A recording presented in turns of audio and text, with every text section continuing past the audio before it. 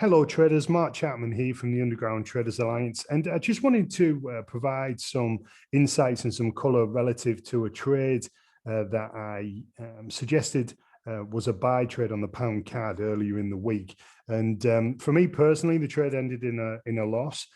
Perhaps it did for you too. And if anybody else had done something different with their risk management, there's a potential you would be still in the trade and obviously doing quite well from the idea. But by and large, for the vast majority of people who followed along, specifically in the way that I suggested, you would have lost along with me. Now, the first thing I want to mention is that losing is a really negative word and doesn't describe the reality of what that actual process was. So there's lots of things in trading that are described wrongly, and one of them is a loss. A loss has a very negative connotation. Oh, I lost money. It's negative. You feel down about that. You had some money, now you don't. If you speak to someone who maybe on a Zoom call, on a Skype call, who's just had a trade and it lost money, you can usually tell because the tone of voice has dropped somewhat. And, if you were to see that person in real life, maybe their posture wouldn't be so good. The shoulders would be hunched over and they would be negative about it and looking for reasons as to why they lost money and how that's such a bad thing, etc. The reality is, to become a professional trader, you don't know which opportunities are going to lead to a profitable outcome. So think of it like a casino owner. This is the best and most simplest way to consider it. Casinos don't know when in the sequence of statistically independent events that they're going to have their winning sequences. They have no understanding of that whatsoever. But what they do is they realize that they have an edge, a statistical edge, providing that the game continues into the future and that the game remains the same. So the roulette wheel, if you like, and the table all broadly stays exactly the same every time, every day, every moment, every spin of the wheel. Everything stays the same, so that the facilitation of that probabilistic outcome that ultimately leads to in favor of them. Well, it's already in favor of them, but it ultimately leads in a profit for them eventually, is all in place, is set. Now, they don't come down from the ivory tower if there's been a loss on the roulette table and scream blue murder and be negative and, have the shoulders hunched over and poor posture. They're not negative about that. What they understand is that if the game goes into the future and the game remains intact, then they make money. It's not even up for debate. It's a done thing, as we know. Trading is not similar. It's exactly the same as that. And I teach traders and students how to understand where big traders are positioned in the markets. That doesn't mean, though, that when you take a position that's going to lead to profit. I know that might be some kind of weird concept to somebody, but the bottom line is there are always bigger traders. So if you think that you can see large traders positioning themselves on the price chart, which we can, the fact that doesn't play out and doesn't make money in that singular event is not not a negative thing, number one. Number two, it's not that they weren't there. The reality is there is always a bigger traders lurking on the other side of those trades. Big traders that I'm talking about, liquidity providers that are there, and you can understand where they are on the charts and trade alongside them. They still lose money, right? You've got to get this into your head. Trading is full of people who, honestly to goodness, don't have a clue what they're doing. And as a consequence of that lack of experience leads to just continuous poor process and continuous poor behavior. The reality is that I was absolutely 100% right that the positioning of some big traders was to be long the pound cat. right? And that's borne out now. Obviously, at the time that ultimately led to a loss, but since then, the trade continued a little further.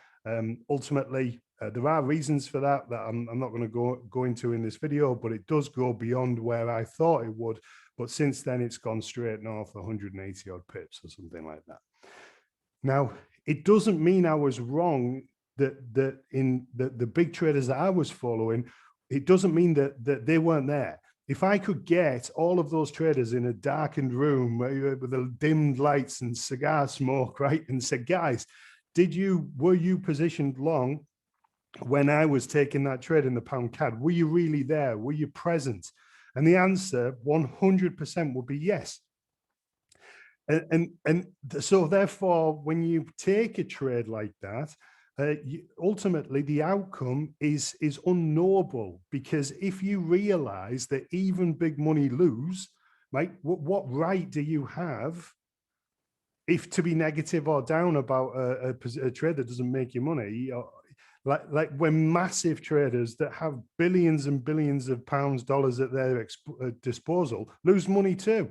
It's ridiculous to think that you even have a right to be upset about that idea, given that they lose too. Now, fortunately, when you understand where big traders are positioned, more often than not, over the course of a multiple of statistically independent events, providing you execute on your idea, providing you manage risk into the future, just like the roulette wheel, right? Just like the house, the casino, into the future, you will most likely do better than average over time.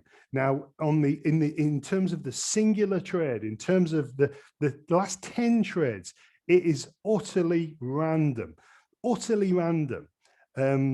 Your job, my job, is to detach ourselves from the negativity surrounding the outcome of a singular trade, because it's so hard for people to get their head around that tomorrow's coming, next week's coming, 1,000 other trades in the future's coming, providing you manage risk correctly, etc. It's very difficult. So what people do wrongly is they get super focused in the here and now, right?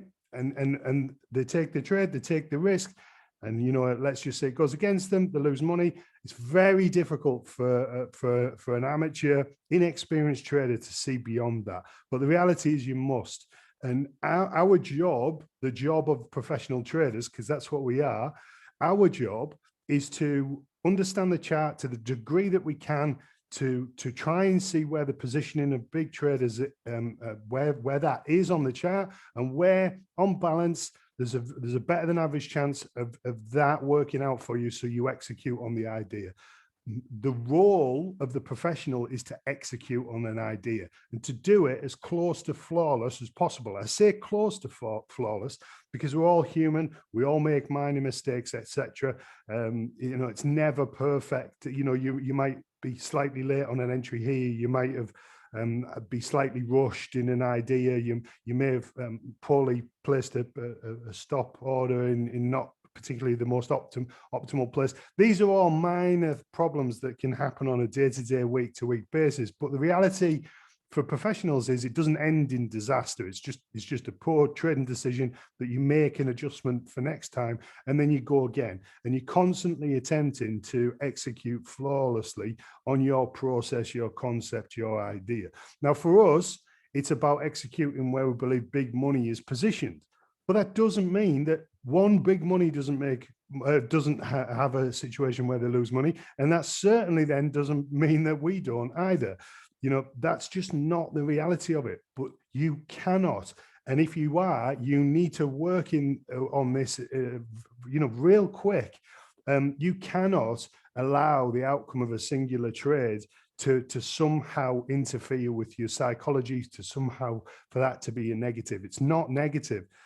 What is utterly above all else is how well you execute on the idea, how well you execute on the process.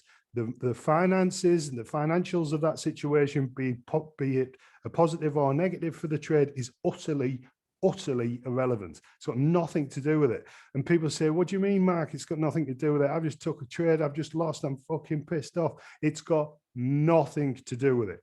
unless you took a stupid trade, unless you didn't execute on your process. Then indeed, you have every right to be negative. Professionals, on the other hand, execute on the idea, execute on the process, and they don't care about outcomes. It's process over outcomes in the professional ranks.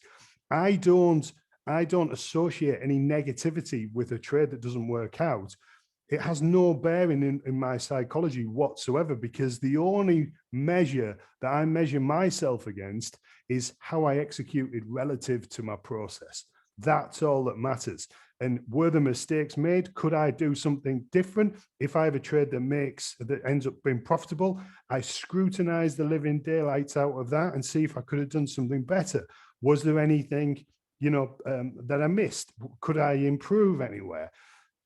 And we grow and we move on and we try and make those adjustments and we improve and get better. The next time we take a new trade, the next time we understand the chart, where the big money is positioned, and then we execute again. Likewise, if a trade doesn't become profitable, I want to know that it wasn't anything that I did in terms of my process. I can't control outcomes. That's stupid. And that's part of the reason why so many people can't get their heads around trading and never will become good traders. But I can understand, I can try and dissect anything that I did poorly, that I can then again make those adjustments and then improve on my process for the next time that I execute on a new idea, a new opportunity. Just like the casino owner, that new spin of the roulette wheel, it's a statistically independent event, and we go again and we keep moving forward.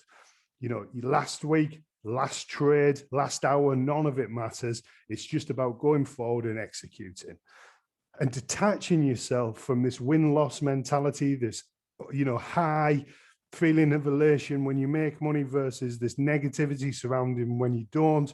None of it matters. And if you continue to get caught up in the minutiae of those emotions, trust me, you've got no chance. You might as well go and do something else. So I just wanted to talk about this particular idea. Ultimately, there will be probably things that I could have done better in my own process. Relative to the trade, I have to spend a little bit of time perhaps over the weekend analyzing what I could have done better. The idea wasn't wrong, clearly, but the timing of it was. So I'm going to see if I can understand anything that I could have done better in relation to that, whether there was anything or there wasn't. If there was, I'll make the adjustments, I'll move forward, I'll be a better trader next week because of it. If there wasn't, then fine, no worries. I can understand it anyway and still move on. In terms of if there was nothing I did wrong, then great, move on. To be fair, there's probably always something we always do wrong, however minor. And that's really what this game's all about, the efficiency of the level of execution that we're capable of. Is never perfect, but we strive for it and we attempt to achieve it all the time. And that's ultimately what anyone does when mastering any craft, be it a surgeon, heart surgeon, a brain surgeon, or a professional trader. Okay, guys, I hope you have a nice weekend. Until next time, take care.